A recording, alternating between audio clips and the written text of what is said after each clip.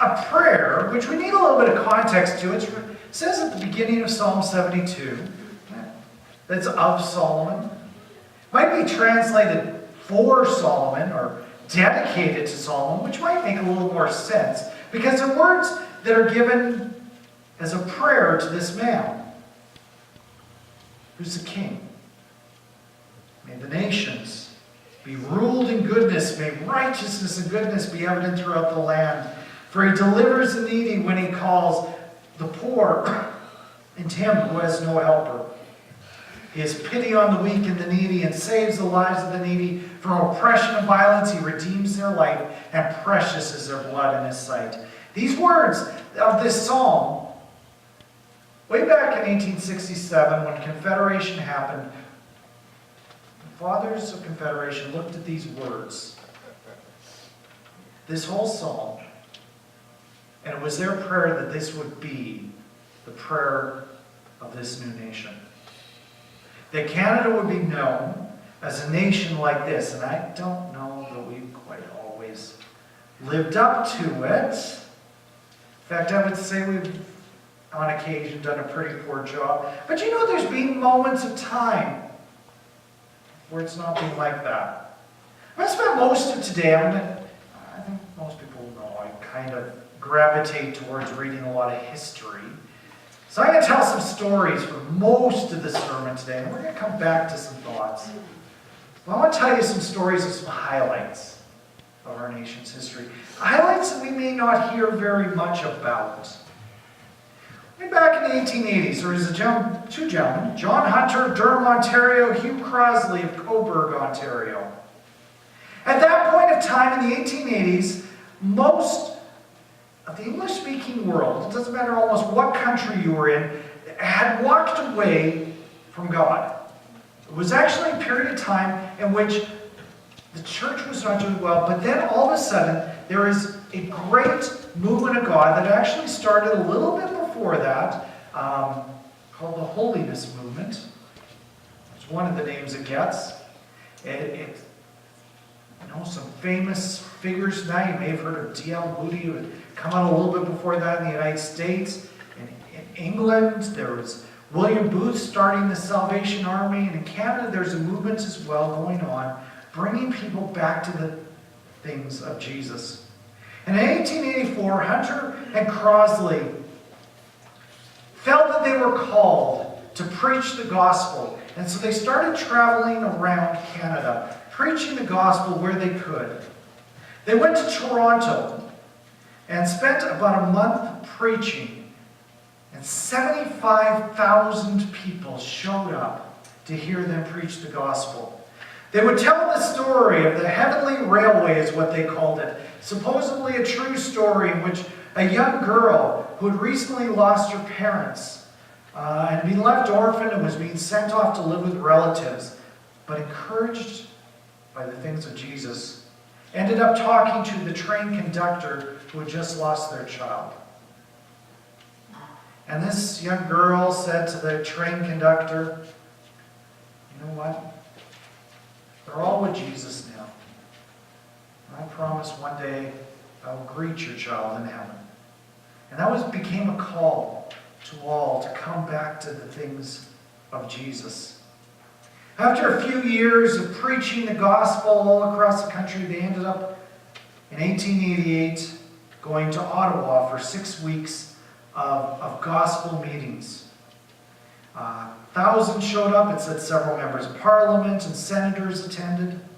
At that period of time, it was a time in which John A. Macdonald was kind of the big figure in Canadian politics. He had a rival, Alexander Mackenzie, who led the Liberal Party, briefly became Prime Minister. They were known as polar opposites. Mackenzie was known as a pious man of God. Macdonald was known as a drunk. Macdonald was in power at that period of time. On the last night of their meetings, much to their surprise, who walks in but the Prime Minister? Last night of the meetings. They did a gospel call. Donald didn't stand up or do anything dramatic. But he came up to them after the last meeting was held. And he said to them, "You need to do one more week of meetings." It wasn't a request. I don't know that he really had that kind of power, but he obviously, by this time he'd been prime minister for quite a long time. Walked up, basically said, "You're doing one more week of meetings." They came the next night. The prime minister walked in. He came in almost every night for the last week. And on the last night of the week, they did a gospel call. And they said this. This is actually how one of the local Ottawa newspapers recorded it. "When in answer to an appeal by Mr. Hunter that all who wish to become Christians and desired the prayers of the audience would stand up, the Premier of the Dominion," which is an old-fashioned way of saying Prime Minister, "arose along with his wife."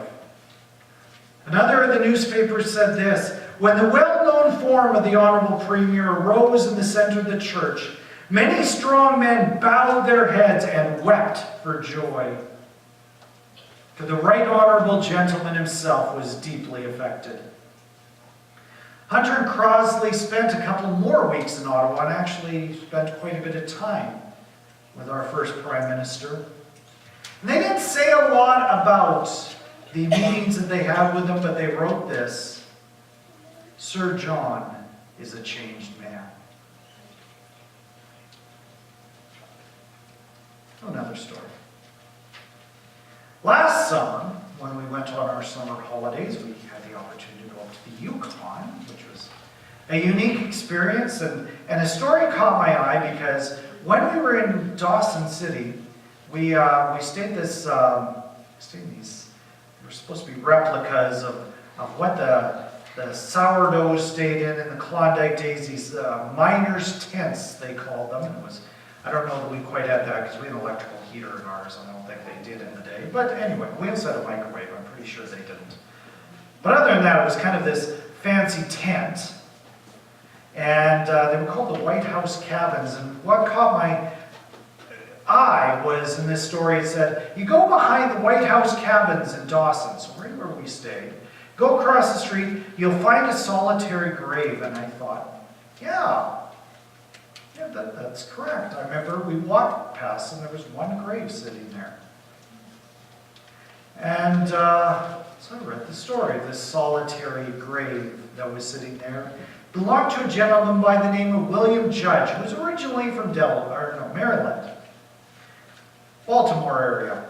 In the 1890s, he went up and originally he sailed all the way, oh man, he would have quite the trip. He actually taken a train all the way across the United States, taking a boat. He went up to Alaska to preach the gospel, to bring the gospel to both the early settlers and the natives. He saw his role as going back and forth, and he spent a couple of years doing that, eventually working his way across the border into the Yukon.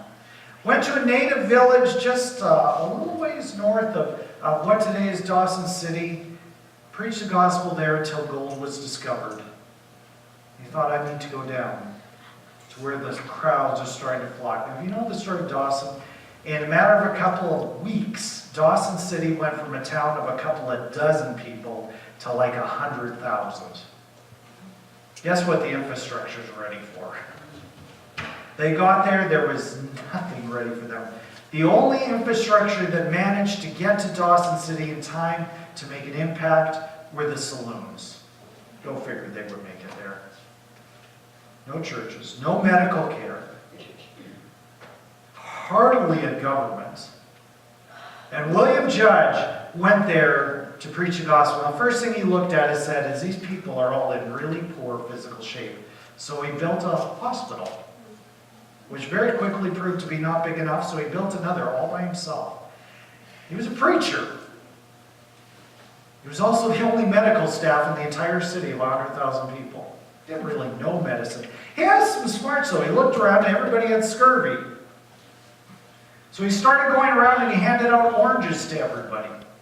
How his story became known is there was an author who later became famous in the United States who went up for the gold rush by the name of Jack London. His story became famous because he saved Jack London's life by giving him an orange. Typhoid broke out. About the same time he was exhausted. He left a candle burning in the hospital. It burned down. Nobody was killed. So he built another hospital. In time for 6 nurses to arrive to help him. At the same time, he went around and he told people about Jesus. Before the gold rush was over, he had died, basically, they said, of exhaustion. And they named him the Saint of the Yukon. When he died, the city stopped. Everybody stopped mining gold. Most of them never found any gold, by the way. They all went into the city, and it said probably about 70,000 showed up for his funeral, and described him as undoubtedly the richest man in the entire gold-mad Klondike. About a year ago, maybe not quite, I don't know, something like that, we watched a movie one night called Hacksaw Ridge. I don't know if anybody's seen it, but it was about this gentleman who enlisted in World War II, and he refused to carry a gun. He became a medic, and he saved hundreds of lives by rescuing them behind enemy lines. If you've seen the movie, it was quite remarkable, but there's a Canadian version.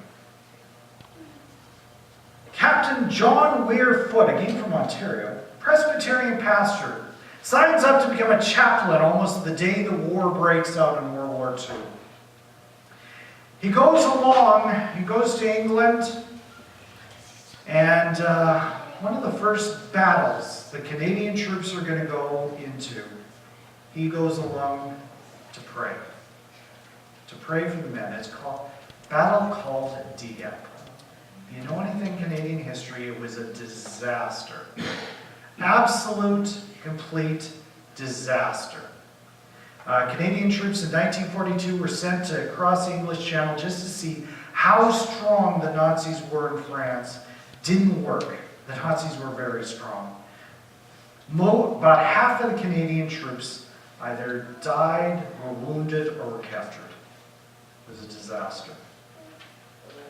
John Weir Foote went along to pray, to stay in the boats, to pray with the wounded, things like that. Instead, he jumped off of his boat and spent 8 hours racing along the battlefield, bringing morphine shots and dragging the injured, sometimes from behind enemy lines, back to the landing crafts.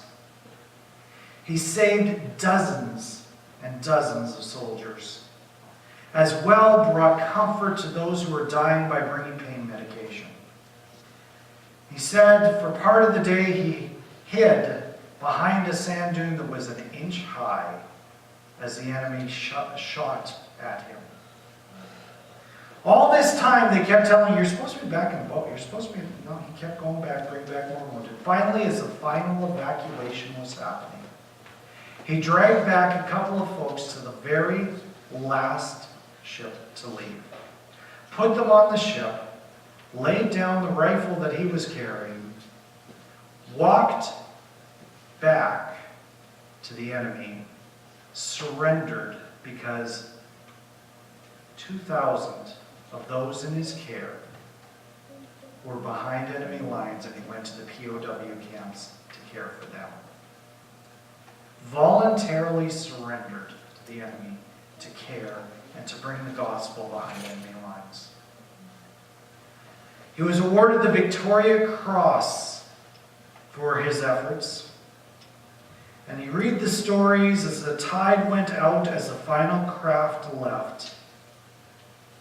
The Victoria Cross reading said, Captain Foote continued tirelessly, courageously to carry wounded men from the exposed beach to the cover of the landing craft. He also removed wounded from inside the landing craft when ammunition had been set on fire by enemy shells. When the landing craft appeared, he carried them from regimental aid posts to landing crafts under heavy fire. On several occasions, this officer had the opportunity to embark, but kept returning to the beach, as his chief concern was the care and evacuation of the wounded. He refused a final opportunity to leave the shore, choosing to suffer the fate of the men he had ministered to for over 3 years. Those are just 3 stories from our nation's history. Do you know what? It's great to read those stories, but we are not meant to rest on the past. This dominion is God's, and yet we see it less and less. 1 Timothy chapter 2, we're told to pray. To pray for peace, to pray for our leaders. 1 Timothy 2 says this is what we are to do. We are to pray. Paul is writing at a time in which the Roman Empire is ruled by people who are persecuting the church. And he said, here is your job in the nation. I want you to pray. You ever heard the saying that you don't get the voice to complain if you didn't vote? I'm going to tell you, for Christians, we do not have the right to complain unless we pray. At all. Period. Because that is our role in the kingdom of God and as citizens of this nation.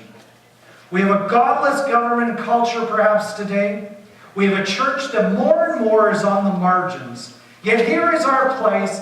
Our place is to bring faith. To place our trust in Jesus Christ. And yes, we are to stand up for what is right, but we are to stand up for what is right behind the power of prayer. And until we have prayed, we do not do that. You know, we can get really angry, and most people will not care. We may have a government that maybe doesn't even care if we get angry. And you want a solution? Jesus says, you want to shake the world? It's through faith. You want to change this world? Prayer. Now, prayer is going to lead us to action. Prayer does that. It's remarkable in the Gospels. Jesus tells his disciples, pray for workers to go out into the harvest. So they do. And do you know what happens next? He sends them out as workers. Prayer leads to action, but it doesn't start with action. It starts with prayer. And we need to be people who are prayerful for our nations. Prayer leads to action, but action without prayer is useless. And not just occasionally throwing up a prayer of, oh God, I'm frustrated, or something like that. A prayer of faith that gives ourselves fully over to God. Because our nation will be different so the church truly lives in the presence of Jesus. Our nation will be changed if we live filled with the Spirit of God. Our country will then be better because we have been in the presence of Jesus.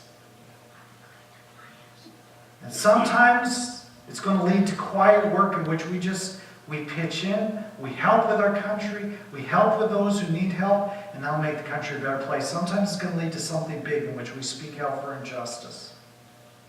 But in all ways, within faith, realizing that Jesus is at work, and so I want to be in line with him.